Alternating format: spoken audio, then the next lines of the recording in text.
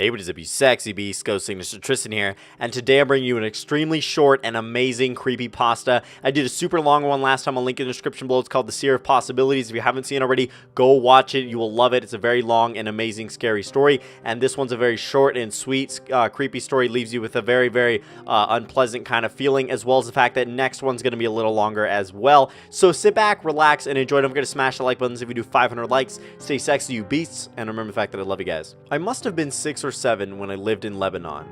The country was ravaged by war at the time, and murders were common and frequent.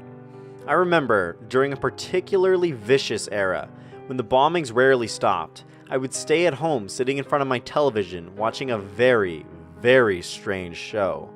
It was a kids' show that lasted about 30 minutes and contained strange and sinister images. To this day, I believe that it was a thinly veiled attempt on the part of the media to use scare tactics to keep kids in place. Because the moral of every episode revolved around very uptight ideologies. Stuff like, bad kids stay up late, and bad kids have their hands under the covers when they sleep, and bad kids steal food from the fridge at night. It was very weird, and in Arabic to top it off. I didn't really understand much of it, but for the most part, the images were very graphic and comprehensive. The thing that stuck with me the most, however, was the closing scene.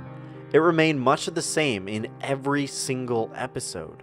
The camera would zoom in on an old, rusted, closed door. As it got closer to the door, strange and sometimes even agonizing screams would become more audible.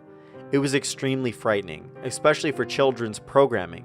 Then a text would appear on the screen in Arabic reading, "That's where bad kids go." Eventually, both the image and the sound would fade out, and that would be the end of the episode.